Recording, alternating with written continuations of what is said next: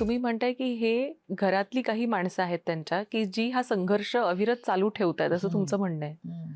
आणि त्यामुळे त्यांना हा काहीच माहिती नसतं.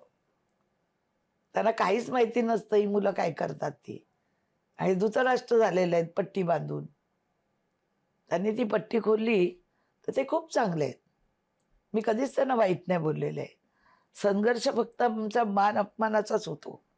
मी कधी त्यांच्या कुठल्याही टेंडर असेल, कुठलंही काम असेल पालिकेतलं, मी कधीच कुठल्या बिल्डरला फोन करत नाही. कुठल्याच कामात मी हस्तक्षेप करत. मग मला त्रास का? तर त्यांचं पूर्ण कुटुंबाला संपूर्ण नवी मुंबई ताब्यात पाहिजे. आता संदीप नाईक उभा राहिला. वडील भाजपमध्ये, तो राष्ट्रवादीमध्ये. सगळी भाजपचे आलेली लोकं तुतारीचं काम करत होते. एकाही माणसाने त्याचं आणि ते स्वतः सुद्धा रात्री फोन करून सगळे बिल्डर, सगळे व्यापारी, सगळे कॉन्ट्रॅक्टर, सगळ्या शाळा, कॉलेज सगळीकडे फोन करत होते. एवढा वेळ माझ्या मुलाला मतं द्या. कारण नव्या मुंबईमध्ये त्यांना घराणेशाही पाहिजे. कोणी नकोय. आणि मी आमदार झालीच नसती हो. माझं काही आमदाराचं स्वप्न पण नव्हतं.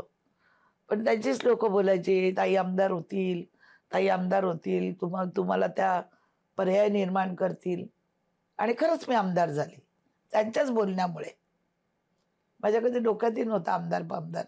मी एक घरगुती हाऊसवाईफ आहे, पहिली गोष्ट. आणि आज पण मी हाऊसवाईफच आहे. आजही माझं कुटुंब एकत्रित आहे. माझ्या सासरचं आणि माहेरचं दोन्ही कुटुंब मी सांभाळते. आणि जनता सांभाळते ते एक माझं कुटुंब आहे. जनतेचं कुटुंबात कुठल्याही दुःखाला किंवा सुखाला मंदातही नसेल, असं एकही घर नाही नव्या मुंबईत. ऐरोळीत पण अनेक प्रश्न मी त्यांचेच सोडवत असते. मी सांगते जाऊ दे, ती माणसं आपल्याकडे प्रेमाने येतात, कोण भेटत नाही. साधी कामं असतात हो छोटी-छोटी.